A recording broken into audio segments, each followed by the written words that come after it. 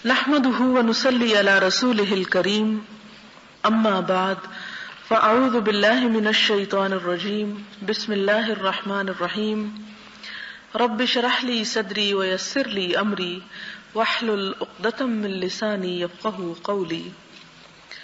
باب القناعة والعفاف والاقتصاد في المعيشة والانفاق وذم السؤال من غير ضرورة،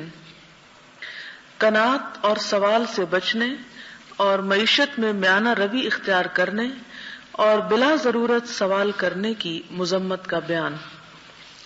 قال اللہ تعالی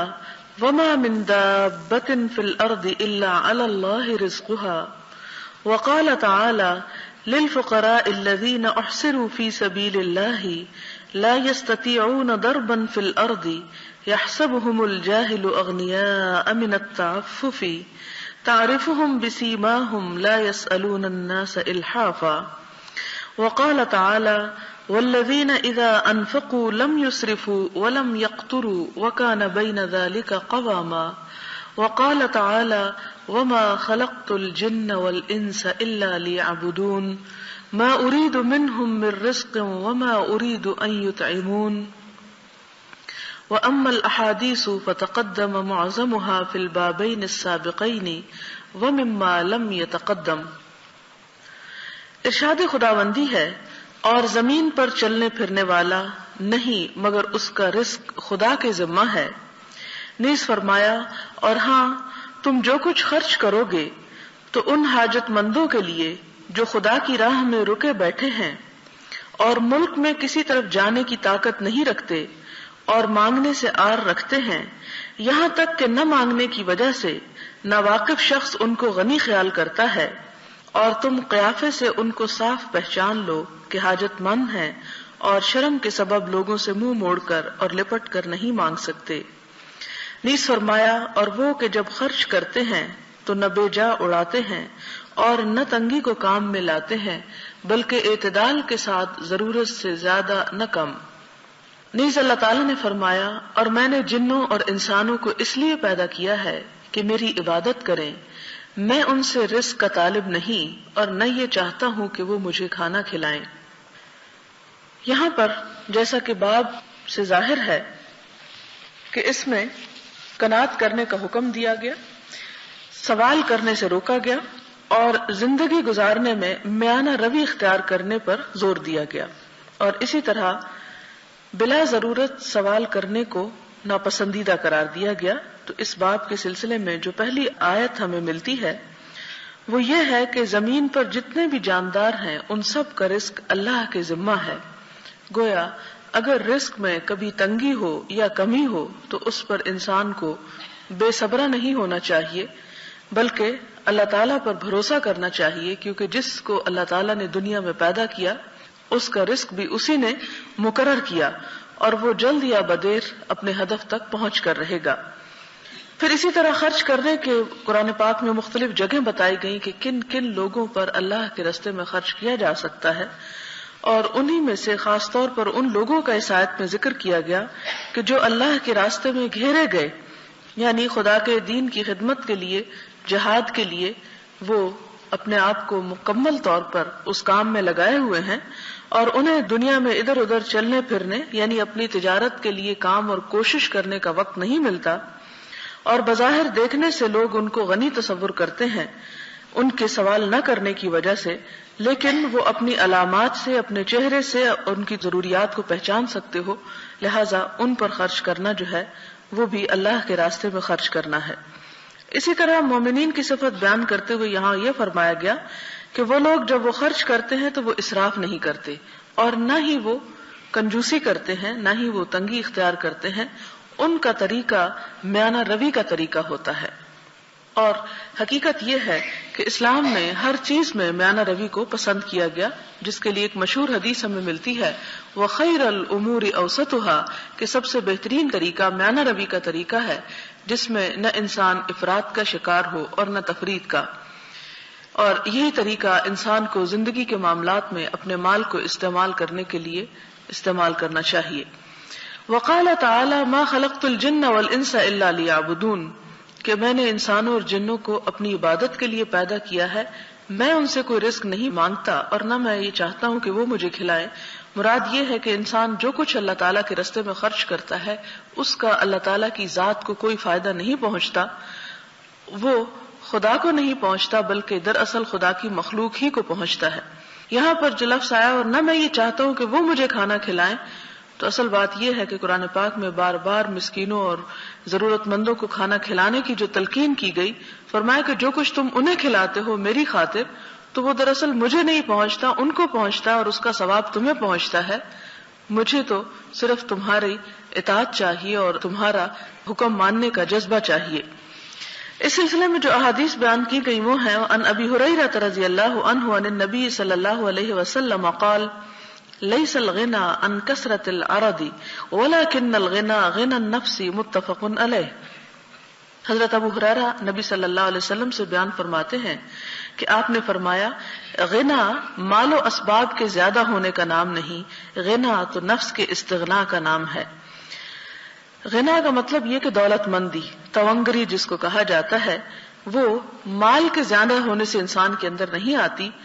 وہ اس وقت آتی ہے جب انسان کا دل جو ہے وہ سیر ہوتا ہے اور اس کے اندر غنا ہوتی ہے اور اس کے اندر بے نیازی ہوتی ہے۔ اگر انسان کے اندر حرص اور لالچ کے جذبات موجود ہوں تو بے شمار ہونے کے باوجود بھی انسان بھوکا ہی رہتا ہے۔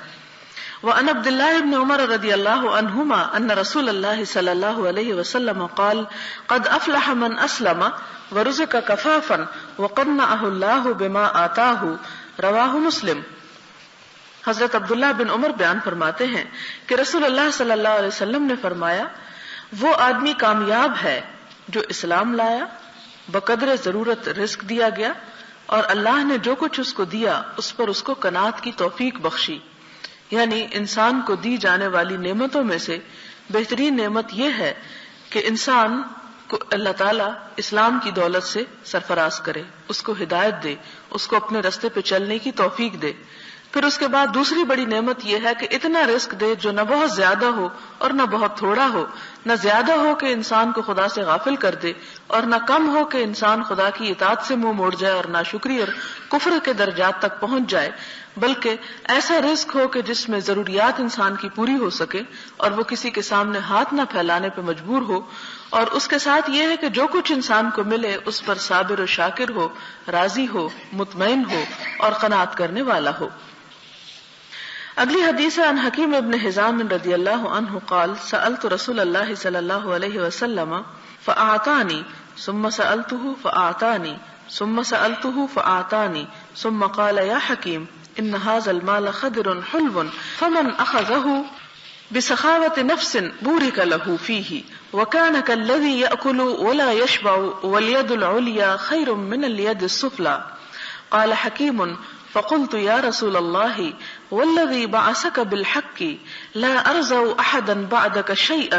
حتى أفارق الدنيا، فكان أبو بكر رضي الله عنه يدعو حكيما ليعطيه العطاء فيأبى أن يقبل منه شيئا، ثم إن عمر رضي الله عنه دعاه ليعطيه فأبى أن يقبله، فقال يا معشر المسلمين أشهدكم على حكيم أني أعرض عليه حقه الذي قسمه الله له في هذا الفيء فيأبى أن يأخذه، فلم يرزق حكيم أحدا من الناس بعد النبي صلى الله عليه وسلم حتى توفي، متفق عليه۔ حضرت حکیم بن حزام بیان کرتے ہیں کہ میں نے رسول اللہ صلی اللہ علیہ وسلم سے سوال کیا، آپ نے مجھے دیا، پھر میں نے سوال کیا، آپ نے مجھے پھر دیا، پھر میں نے سوال کیا، آپ نے مجھے دیا، پھر فرمایا اے حکیم بے شک یہ مال سرسبز اور شیریں ہے، بس جو شخص سخاوت نفس کی حالت میں مال حاصل کرے اس کے لیے اس کے مال میں خیر و برکت رہتی ہے، اور جو شخص نفس کے لالچ کے ساتھ حاصل کرے اس کے مال میں برکت نہیں ہوتی، اور وہ اس شخص کی طرح ہوتا ہے جو کھاتا ہے لیکن اس کا پیٹ نہیں بھرتا۔ یاد رکھو اوپر کا ہاتھ نچلے ہاتھ سے بہتر ہے۔ حضرت حکیم بیان کرتے ہیں میں نے عرض کیا یا رسول اللہ اس ذات کی قسم جس نے آپ کو حق و صداقت کے ساتھ مبعوث فرمایا، میں آپ کے بعد کسی انسان سے کسی چیز کا سوال نہیں کروں گا یہاں تک کہ میں دنیا سے جدا ہو جاؤں گا۔ چنانچہ حضرت ابو بکر حضرت حکیم رضی اللہ تعالیٰ عنہما کو کچھ دینے کے لیے بلاتے لیکن وہ قبول کرنے سے انکار کرتے. ان کے بعد حضرت عمر ان کو بلاتے تاکہ انہیں عطیہ دیں لیکن وہ قبول کرنے سے انکار کرتے. اس پر حضرت عمر نے فرمایا اے مسلمانوں، میں تم کو گواہ بناتا ہوں کہ میں نے حضرت حکیم پر اس کے حق کو پیش کیا جو کہ فے کے مال میں اس کا حصہ بنتا ہے، لیکن وہ اس کے لینے سے انکاری ہے. چنانچہ حضرت حکیم نے نبی صلی اللہ علیہ وسلم کے بعد وفات تک کسی انسان سے کچھ نہ لیا. یہ پھر حدیث جو ہے یہ قناعت کے بارے میں ہے اور سوال نہ کرنے سے پرہیز کے بارے میں کہ حضرت حکیم بن حزام کی روایت ہے، کہتے کہ میں نے نبی صلی اللہ علیہ وسلم سے کچھ مانگا، آپ نے مجھے دے دیا، تو ظاہر ہے وہ ختم ہو گیا. پھر دوبارہ مانگا، آپ نے مجھے پھر دے دیا. پھر میں نے مانگا تو آپ صلی اللہ علیہ وسلم نے فرمایا کہ اے حکیم، یہ مال جو ہے یہ بڑا پسندیدہ اور دل پسند اور نفس کو بھانے والی چیز ہوتا ہے، لہذا اس شخص کے مال میں خیر و برکت رہتی ہے جو اس کو دل کی قناعت کے ساتھ حاصل کرتا ہے، لیکن وہ شخص جو دل کے لالچ کے ساتھ دوسروں سے مانگتا ہے اور ان کے مال پہ نظر رکھتا ہے، فرمایا اس کے مال میں برکت نہیں ہوتی اور اس کا حال ایسا ہی ہوتا ہے کہ جیسے کوئی کھائے بھی اور پھر بھوکا رہے، یعنی یہ خاص بیماری ہوتی ہے. تو اسی طرح یہ بھی نفس کی ایک بیماری ہے کہ انسان کے دل میں مال کی ایسی لالچ ہو کہ وہ صرف اپنی حرص کو پورا کرنے کے لیے ہاتھ پھیلاتا رہے. اور اس کے بارے میں تو حضور صلی اللہ علیہ وسلم نے فرمایا کہ ابن آدم کو اگر سونے کی 2 وادیاں دے دی جائیں، 2 پہاڑ دے دیے جائیں، تو وہ تیسرے کا مطالبہ شروع کر دے. یعنی نفس کی حرص جب تک اسے ختم نہ کیا جائے، اسے کنٹرول نہ کیا جائے، اس وقت تک ختم ہو نہیں سکتی. لہذا انسان کے پاس جو کچھ ہو اسے اللہ تعالیٰ کی طرف سے ایک عطیہ سمجھتے ہوئے اور اس پر اطمینان رکھتے ہوئے اور اس پر قناعت رکھتے ہوئے اللہ ہی سے لو لگائے اور اسی کے آگے ہاتھ پھیلائے تو وہ اس کے لیے بابرکت ہو جائے گا. پھر فرمایا کہ اوپر کا ہاتھ نیچے کے ہاتھ سے بہتر، یعنی دینے والے ہاتھ جو ہے وہ لینے والے ہاتھ کی نسبت بہتر ہے.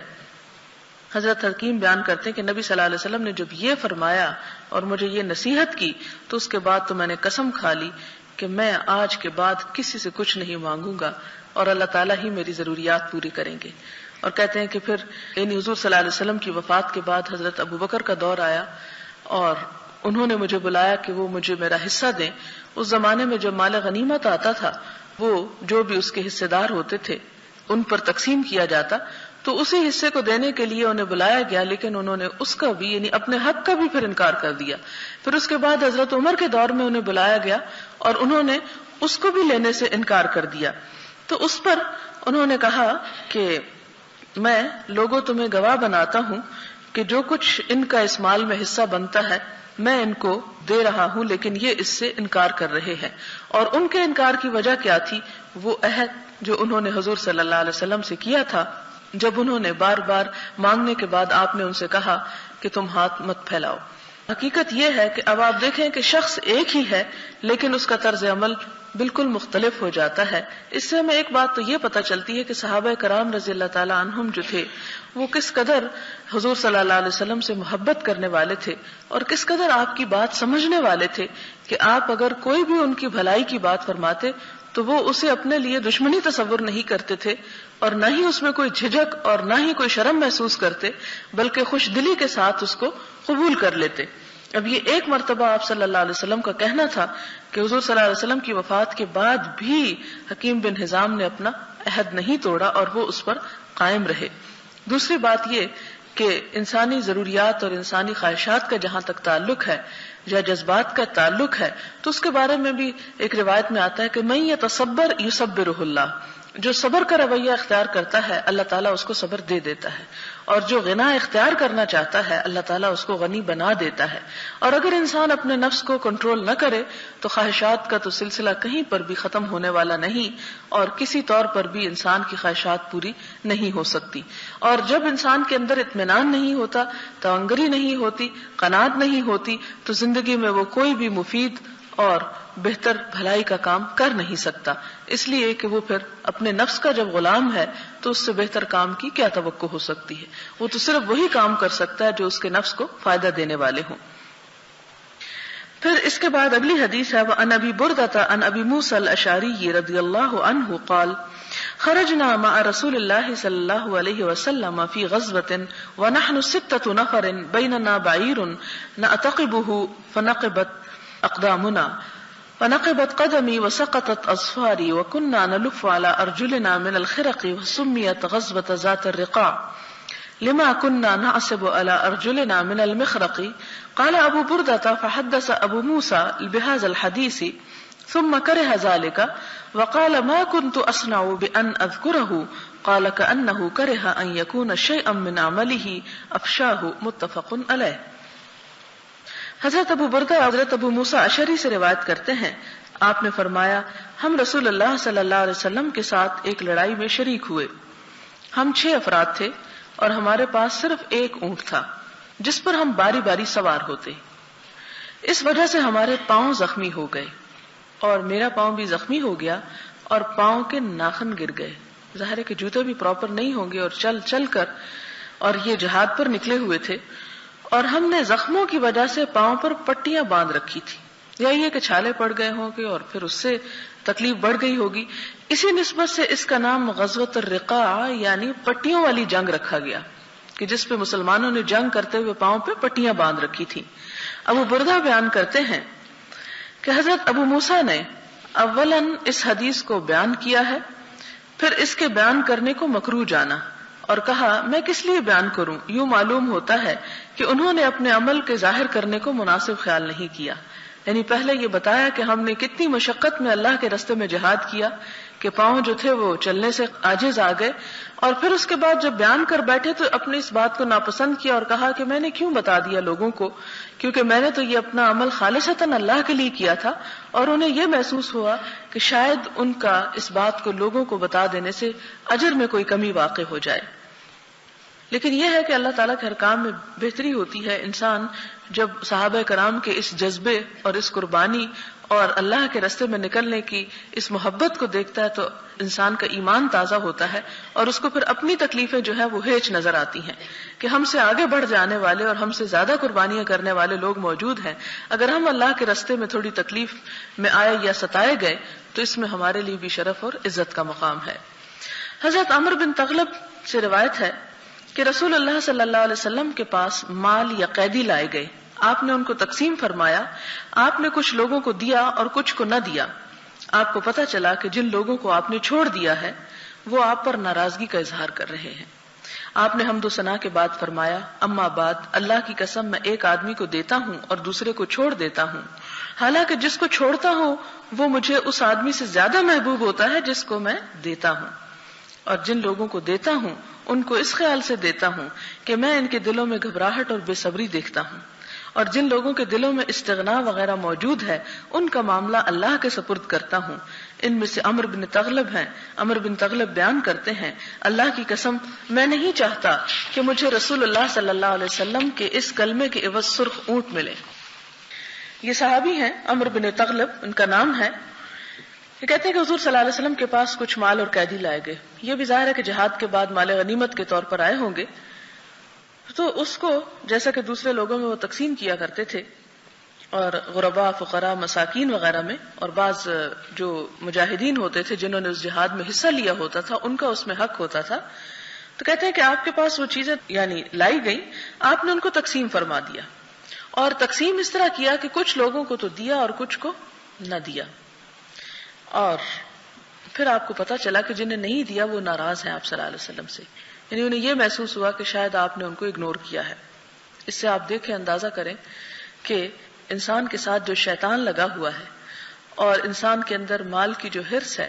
اس سے بڑے بڑے لوگ بھی محفوظ نہ رہ سکے، اور اس کی وجہ سے ان کے دلوں میں شیطان نے جو وسوسے ڈالے وہ ان کی زبان تک بھی آئے. ظاہر ہے جب بھی آپ صلی اللہ علیہ وسلم کو معلوم ہوا ہوگا تو آپ نے لوگوں کو اکٹھا کر لیا. آپ کا طریقہ یہ ہوتا تھا جب لوگوں کی طرف سے کوئی بھی ایسی بات پتہ چلتی تھی تو ان کی اصلاح کرتے، ان کی تربیت کرتے، ان کو بتاتے کہ انہوں نے کیا صحیح کیا ہے اور کیا غلط کیا ہے. لہٰذا آپ نے لوگوں کو اکٹھا کیا اور پھر اس کے بعد آپ نے فرمایا کہ اما بعد اللہ کی قسم میں ایک شخص کو دیتا ہوں اور دوسرے کو نہیں دیتا، حالانکہ جس کو نہیں دیتا وہ مجھے اس سے زیادہ پیارا ہوتا ہے جس کو میں دیتا ہوں. اور اس کی وجہ کیا ہے کہ اس کا اخلاق یا اس کا کردار یا اس کی مضبوطی یا کردار جو ہے وہ میرے دل میں زیادہ ہوتی ہے، اس کی اہمیت. اور جن لوگوں کو دیتا ہوں اس خیال سے دیتا ہوں کہ ان کے دلوں میں گھبراہٹ اور بے صبری ہے، یعنی میرا ان کے بارے میں نظریہ یا خیال یہ ہے کہ بے صبرے لوگ ہیں، اگر ان کو نہ دیا گیا تو یہ تو دین کے ہی دشمن ہو جائیں گے. اور جن لوگوں کے دلوں میں استغنا وغیرہ موجود ہے، یعنی وہ اللہ پہ بھروسہ رکھتے ہیں یا جن کے ایمان کو میں سمجھتا ہوں کہ وہ زیادہ مضبوط ہے، ان کا معاملہ اللہ کے سپرد کرتا ہوں کہ اللہ تعالیٰ اپنی قدرت سے اور اپنی رحمت سے ان کو مزید عطا کرے گا. یعنی میں نہیں دیتا، اللہ تعالیٰ خود دے گا ان کو. ان میں سے عمر بن تغلب کہتے ہیں کہ اللہ کی قسم میں نہیں چاہتا کہ رسول اللہ صلی اللہ علیہ وسلم اس کلمے کے عوض سرخ اونٹ مجھے ملے، یعنی آپ صلی اللہ علیہ وسلم جن لوگوں کو نہیں دیتے میں انہی میں شامل ہو جاؤں تاکہ آپ کی محبت میرے لیے واجب ہو جائے، بنسبت اس کے کہ آپ مجھے دیں اور اس وجہ سے دیں کہ میں بے صبرا ہوں یا آپ کی نگاہ میں میری قدر و قیمت نہیں یا کم ہے. کہتے ہیں کہ میں اس محبت کو چاہتا ہوں اور ان چیزوں کو چھوڑتا ہوں خواہ وہ کتنی ہی قیمتی کیوں نہ ہو. جیسے انہوں نے مثال دی سرخ اونٹوں کی کہ اگر مجھے ایک طرف سرخ اونٹ ملے، سرخ اونٹ اصل میں اس زمانے میں بہت ہی قیمتی چیز تصور کیے جاتے تھے، بہترین پراپرٹی اور بہترین مال شمار کیے جاتے تھے. تو کہا کہ اگر ایک طرف مجھے وہ ملے اور دوسری طرف اللہ کے رسول صلی اللہ علیہ وسلم کی طرف سے یہ خوشخبری ملے کہ وہ مجھے چاہتے ہیں تو میں اونٹ ٹھکرا دوں اور آپ کی محبت کو ترجیح دوں. پھر حضرت حکیم بن حزام ہی کی روایت ہے، کہتے ہیں کہ نبی صلی اللہ علیہ وسلم نے فرمایا خرچ کرنے والا ہاتھ جو اوپر ہے مانگنے والے ہاتھ سے جو نیچے ہے بہتر ہے. اور ابتدا اہل و عیال سے کرو، یعنی جب دینے لگو تو سب سے پہلے اپنے گھر والوں کو دو. اور بہتر صدقہ وہ ہے جس کے بعد استغنا قائم رہے، یعنی دل پکڑا رہے، دل نہ پیچھے چل پڑے کہ ہاتھ سے نکل گیا، یہ انسان پریشان نہ ہو بیٹھے، بلکہ دے کر بھی انسان کو تسلی رہے. اور جو شخص سوال کرنے سے بچے گا اللہ تعالیٰ اس کو بچائے گا، اور جو شخص استغنا اختیار کرے گا یعنی غنی ہوگا، قناعت اختیار کرے گا، اللہ تعالیٰ اس کو قناعت عطا فرمائے گا. یعنی انسان جب اللہ کے راستے میں دے تو اتنا دے کہ جس کو دے کر پھر وہ اس پہ صابر بھی ہو. یہ نہ ہو کہ ایک دفعہ دے دے خوب اور پھر اس کے بعد پریشان اور پشیمان ہونا شروع کر دے، تو وہ پشیمانی انسان کے پھر اجر کو خراب کر دے گی. انسان دے، اپنے سوچ سے دے، سمجھ کر دے کہ وہ کتنا دے سکتا، اور دے کر بھی اس کا دل پیچھے بے قابو نہ ہو یا اس کے بعد وہ ملامت نہ کرنا شروع کر دے یا اپنے آپ کو کوسے نہ کہ میں نے کیوں دیا. کیونکہ ایک نیکی کرنے کے بعد اگر اپنی نیکی پر ہی انسان کو ملامت ہو جائے تو ایسی صورت میں وہ نیکی برباد ہو جاتی ہے. اور پھر آگے فرمایا کہ جو سوال سے بچنے کی کوشش کرے گا اللہ تعالیٰ اسے بچائے گا، یعنی اللہ تعالیٰ اس کی ضرورت خود پوری کر دے گا. جیسے کہ ایک حدیث اور میں بھی آتا ہے جس پر حضور صلی اللہ علیہ وسلم نے قسم کھا کے بیان فرمایا کہ جب کوئی شخص سوال کا دروازہ کھولتا ہے اللہ تعالیٰ اس پر فقر کا دروازہ کھول دیتے ہیں. یعنی جب وہ کوئی ہاتھ پھیلاتا ہے تو اللہ تعالیٰ اس پر فقیری مسلط کر دیتے ہیں. یعنی اور فقر مسلط کرنے سے مراد ضروری طور پر یہ نہیں کہ وہ پھر فقیر ہو جاتا ہے، مراد یہ کہ اس کا دل فقیر ہو جاتا ہے، اور جب دل میں حرص بڑھ جاتی ہے تو انسان بے عزت ہو کر رہ جاتا ہے. حضرت ابو سفیان صخر بن حرب بیان کرتے ہیں کہ رسول اللہ صلی اللہ علیہ وسلم نے فرمایا سوال کرنے میں اصرار نہ کرو. اللہ کی قسم تم میں سے جو شخص مجھ سے جو کچھ مانگے گا اور میں ناپسندیدگی کے ساتھ اس کو دوں تو اس کو برکت حاصل نہیں ہوگی. مراد یہ ہے تو تم اپنی ضرورت بتا سکتے ہو لیکن اس کو بتا کر پھر پیچھے مت پڑو کہ لازماً تمہیں دیا جائے. اس لیے کہ اگر کوئی شخص اصرار کرے گا تو میں اسے دے تو دوں گا لیکن ایسے مال کو پا کر برکت نہیں ہوگی، کیونکہ وہ فقر کا دروازہ کھل جائے گا، ضرورت پوری ہونے کی بجائے ضرورت بڑھتی چلی جائے گی. اور برکت شاید ہماری عقل اس کو تسلیم نہ کرے، لیکن یہ ایک بہت مشہور اصطلاح ہے جس کا ذکر قرآن پاک میں بھی ہوا ہے اور سنت رسول صلی اللہ علیہ وسلم میں بھی ہوا ہے. اور حضور صلی اللہ علیہ وسلم کے بہت سے ایسے معجزات ہیں جن میں سے ایک کا ذکر میں نے پچھلی مرتبہ کیا بھی تھا کہ بہت مرتبہ ایسا ہوا کہ جیسے ایک دودھ کا پیالہ آپ صلی اللہ علیہ وسلم نے خود بھی پیا، صحابہ کرام کو بھی پلایا اور سب نے پیٹ بھر کے اس کو پی لیا اور پھر بھی وہ چیز باقی تھی. تو برکت اسی چیز کا نام ہے کہ انسان کے پاس خواہ تھوڑا بھی ہو لیکن اس کی ضروریات کو وہ پورا کر دے. وعن ابی عبد الرحمن عوف بن مالک الاشجعی رضی اللہ عنہ قال كنا عند رسول اللہ صلی اللہ علیہ وسلم 9 و 8 و 7 فقال الا تبايعون رسول اللہ صلی اللہ علیہ وسلم. وكنا حديث عهد ببيعة فقلنا قد بايعناك يا رسول الله ثم قال ألا تبايعون رسول الله فبسطنا أيدينا وقلنا قد بايعناك يا رسول الله فعلى ما نبايعك قال أن تعبدوا الله ولا تشركوا به شيئا والصلوات الخمس وتطيعوا الله وأسر كلمة خفيفة ولا تسألوا الناس شيئا فلقد رأيت بعد أولئك النفر يسقط صوت أحدهم فما يسأل أحدا يناوله إياه رواہ مسلم۔ حضرت عوف بن مالک اشجعی بیان کرتے ہیں کہ ہم رسول اللہ صلی اللہ علیہ وسلم کے پاس 9 یا 8 یا 7 آدمی تھے، یعنی اب پورا صحیح عدد یاد نہیں، یعنی تقریباً 7، کم سے کم 7 اور زیادہ سے زیادہ 9 تھے۔ تو آپ نے فرمایا کہ تم رسول اللہ صلی اللہ علیہ وسلم کے ہاتھ پر بیعت کیوں نہیں کرتے، حالانکہ آپ کے ہاتھ پر بیعت کیے ہوئے کچھ زیادہ عرصہ نہیں گزرا تھا، یعنی اسلام لائے ہوئے۔ ہم نے عرض کیا یا رسول اللہ صلی اللہ علیہ وسلم ہم آپ سے بیعت کر چکے ہیں، یعنی ہم تو اسلام لا چکے ہیں، عہد کر چکے ہیں آپ کے ساتھ۔ پھر آپ نے فرمایا تم اللہ کے رسول صلی اللہ علیہ وسلم سے بیعت کیوں نہیں کرتے؟ ہم نے اپنے ہاتھ پھیلائے اور ہم نے عرض کیا یا رسول اللہ صلی اللہ علیہ وسلم ہم نے بیعت کر لی ہے، یعنی جو آپ چاہتے ہیں ہم اس کے لیے تیار ہیں، اب ہم کس چیز پر آپ سے بیعت کریں؟ فرمایا تم اللہ کی عبادت کرو اور اس کے ساتھ کسی کو شریک نہ ٹھہراؤ،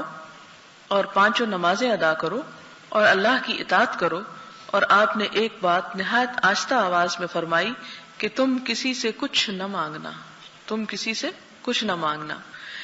حضرت عوف بیان کرتے ہیں کہ میں نے ان لوگوں کو دیکھا، یعنی جن سے آپ نے یہ بات فرمائی تھی کہ اگر ان کی لاٹھی زمین پہ گر جاتی، یعنی خود اونٹ پر بیٹھے ہوتے، زمین پہ لاٹھی گر جاتی تو وہ کسی سے اس کو اٹھا کر دینے کا بھی سوال نہیں کرتے تھے۔ یعنی یہاں آپ اندازہ کریں کہ صحابہ کرام میں سے جس کو خاص طور پر جس بات سے منع کر دیا جاتا تھا وہ اسے ذاتی حیثیت میں کتنا اسٹرکٹلی فالو کرتا، کہ ان لوگوں نے سوال کرنا پھر بالکل ترک کر دیا، یہاں تک کہ اگر مشکل سے مشکل مرحلہ بھی آتا تو وہ کسی سے سوال نہ کرتے تھے، حالانکہ آپ کا سوال تو مانگنے یعنی مال کے کسی سے مانگنے کے بارے میں تھا کہ وہ نہ مانگا جائے، لیکن انہوں نے یہ دیکھا کہ انہوں نے ہر طرح کا کسی سے سوال یا کسی کی مدد کی درخواست جو ہے اپنے اوپر حرام کر لی۔ وعن ابن عمر رضی اللہ عنہما ان النبی صلی اللہ علیہ وسلم قال لا تزال المسألة بأحدكم حتى يلقى الله تعالى وليس في وجهه مزعة لحم متفق علیہ۔ حضرت عبداللہ بن عمر بیان کرتے ہیں کہ نبی صلی اللہ علیہ وسلم نے فرمایا تم میں سے جو شخص برابر سوال کرتا رہے گا تو قیامت کے دن جب اللہ سے ملاقات کرے گا تو اس کے چہرے پر گوشت کی بوٹی نہ ہوگی، یعنی وہ سارا نوچ لے گا، یعنی اس کے چہرے کی رونق اور اس کی عزت جو ہے سب خاک میں مل جائے گی۔ وعنہ ان رسول اللہ صلی اللہ علیہ وسلم قال وهو على المنبر وذكر الصدقة والتعفف عن المسألة اليد العليا خير من اليد السفلى واليد العليا هي المنفقة والسفلى هي السائلة متفق علیہ۔ حضرت عبداللہ بن عمر بیان کرتے ہیں کہ رسول اللہ صلی اللہ علیہ وسلم نے منبر پر تشریف فرماتے ہوئے صدقہ اور سوال سے بچنے کا حکم فرمایا اور فرمایا خرچ کرنے والا ہاتھ سوال کرنے والے ہاتھ سے بہتر ہے، خرچ کرنے والا ہاتھ اوپر والا ہے اور نیچے والا ہاتھ سوال کرنے والا ہے۔ وعن ابی ہریرہ رضی اللہ عنہ قال قال رسول اللہ صلی اللہ علیہ وسلم من سأل الناس تکثرا فانما يسأل جمرا فليستقل او ليستكثر۔ حضرت ابو ہریرہ بیان کرتے ہیں کہ رسول اللہ صلی اللہ علیہ وسلم نے فرمایا کہ جو شخص لوگوں سے اس لیے سوال کرتا ہے تاکہ اس کے مال میں اضافہ ہو، یعنی اس کو ضرورت نہیں ہے، صرف یہ کہ حرص کی وجہ سے یا اور مال جمع کرنے کی وجہ سے، تو آپ نے فرمایا وہ آگ کے انگاروں کا سوال کر رہا ہے، یعنی اتنی شدت اتنی سختی کے ساتھ بھیک مانگنے سے منع کیا گیا، اور خاص طور پر اس موقع پر کہ جب انسان اپنی ضروریات پوری کر سکتا ہو لیکن صرف لالچ میں آ کے دوسروں سے مانگے۔ فرمایا کہ پھر اسے چاہیے، پھر اس کی مرضی ہے کہ وہ زیادہ انگارے بڑھا لے یا کم کر لے، یعنی جتنے چاہے اپنے لیے پھر وہ اکٹھے کر لے۔ وعن سمرة بن جندب رضی اللہ عنہ قال قال رسول اللہ صلی اللہ علیہ وسلم ان المسألة كد يكد بها الرجل وجهه الا ان يسأل الرجل سلطانا او في امر لا بد منه۔ حضرت سمرہ بن جندب بیان کرتے ہیں کہ رسول اللہ صلی اللہ علیہ وسلم نے فرمایا سوال کرنے کے ساتھ آدمی اپنے چہرے کو چھیلتا ہے، یعنی اپنی عزت کو گنواتا ہے، اپنے آپ کو خود۔ آپ دیکھیں کہ چہرے پر اگر چھوٹی سی چیز بھی انسان کے لگ جائے تو انسان کو بڑی شرم آتی ہے اور انسان ہمیشہ اس کو کور کرنے کی کوشش کرتا ہے۔ لہٰذا اگر کوئی شخص بھیک مانگتا ہے تو گویا وہ اپنے ہی چہرے کو نوچ رہا ہے اور اپنے ہی چہرے کو داغدار کر رہا ہے، اپنی عزت کو گنوا رہا ہے۔ ہاں، حاکم وقت سے سوال کرنا جائز ہے کیونکہ وہ لوگوں کی ضروریات کو پورا کرنے کا ذمہ دار ہوتا ہے، لہٰذا اگر کوئی ضرورت مند ہو تو حاکم وقت سے سوال کر سکتا ہے، یا شدید مجبوری کے تحت سوال کرنا جو ہے وہ جائز ہے کہ اس وقت انسان اگر کسی کو بتائے نہیں کہ وہ کس چیز کا ضرورت مند ہے تو اس کی ضرورت کس طرح پوری کی جا سکتی ہے، یا یہ کہ کہیں اور سے وہ ضرورت پوری نہ ہو سکتی ہو، یا وہ چیز جو ہے وہ کہیں اور سے میسر نہ ہو، تو جہاں پر بعض اوقات آپ دیکھیں کہ بیماری کی حالت میں، بعض اوقات ایسی شدید بھوک کی حالت میں کہ جب انسان کی جان کے لالے پڑے ہوئے ہوں، یا ایسے شدید قرض کے عالم میں کہ انسان کی عزت کو خطرہ ہو، تو اس صورت میں انسان دوسروں سے مدد طلب کر سکتا ہے۔